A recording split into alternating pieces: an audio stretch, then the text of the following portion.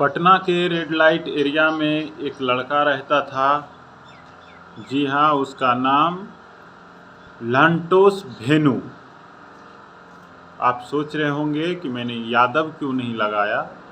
लंटोस भेनू उसका नाम है। मैं नाम उसका लेना नहीं चाह रहा हूँ। ओरिजिनल नाम क्या होगा आप लोग जानते होंगे अच्छे से। मैं उस गंदे आदमी का अपना नाम लेके अपना जवान गंदा नहीं करना चाहता है। लंटोस भेनू, अगर आप ये सोच रहे हैं कि मैंने यादव क्यों नहीं लगाया, तो यादव के पीछे भी एक कहानी है। जी हाँ, पटना के रेड लाइट एरिया में से निकला हुआ ये लड़का को मैं उस दिनों से जान रहा हूँ जब कोई नहीं जानता था इसको। दोस्तों, ये पहले मैं इसको कब से जान रहा हूँ, बहुत पहले से, आज से 5-6 साल पहले। ये क्या करता था, उस रेड लाइट एरिया से निकल के अच्छे मोहल्लों में जाके, मैं भी पहले पटना ही रहता था, तो जो अच्छा लड़का, सब भोला भाला लड़का इसको लगता था, उसको देख के ये दोस्ती करके फिर उस रेड लाइट एरिया में ले जाता था।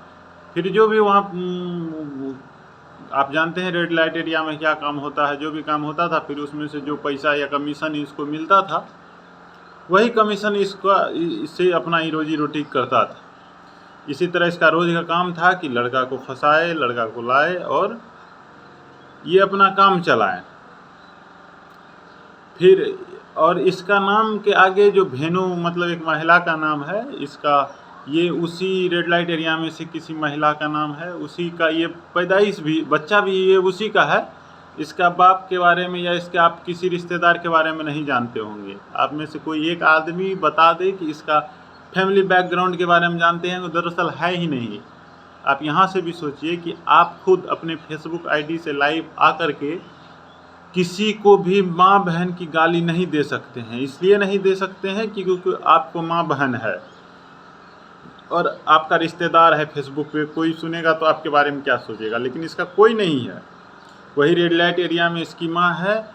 और ये जो 86 वर्सेस 14 करता है ना, ये 86% का तो कोई दिक्कत नहीं है, उसी को बदनाम करने के चक्कर में ये है। 86% में से ही प्रधानमंत्री है आज, 86% में से ही राष्ट्रपति है आज। आप पिछले 3 दशक से ज़्यादा से 86% में से ही मुख्यमंत्री भी है।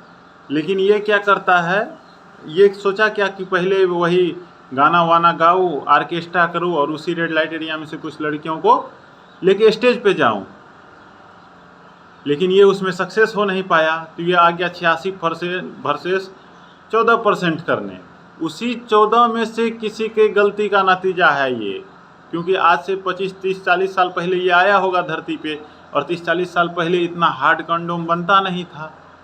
तो उसी 14 में से किसी का फटा हुआ कंडोम का ये नतीजा है, आके आज किसी को भी माँ बहन। ये फेमस कब से हुआ, ये इसको लगा कि अब इस आर्केस्ट्रा पार्टी सब में नहीं सक्सेस होंगे, तो ये फेसबुक पे आके माँ बहन की गाली देने लगा। खेसारी यादव को, दिनेश लाल यादव को, पवन सिंह को, अनुपमा यादव को, आजकल में पप्पू यादव को।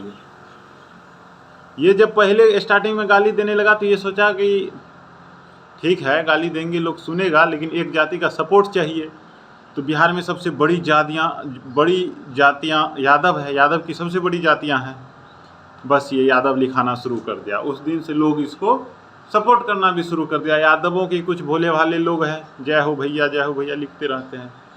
मैं कहना चाहता हूँ, आप उसको क्यों सपोर्ट कर रहे हैं। इन्होंने अनुपमा यादव को, खेसारी यादव, दिनेश लाल यादव, आप देखिए ना, एक बार इसका नाम लिखिएगा, आगे में किसी भी बड़े स्टार का नाम लिखिएगा, सपोर्ट सर्च करिएगा, ये आ जाएगा कितना गाली दिया है इस।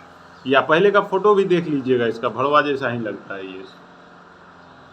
मैं यही बताना चाह रहा हूँ, आप लोग नहीं जानते, मैं भी मैं गरीब आदमी ही हूँ, पटना के ही किसी कोना में रहता हूँ और इसको जानता हूँ बहुत दिनों से। आज जान लीजिए इसकी हकीकत क्या है। बाकी मिलते हैं अगले वीडियो में।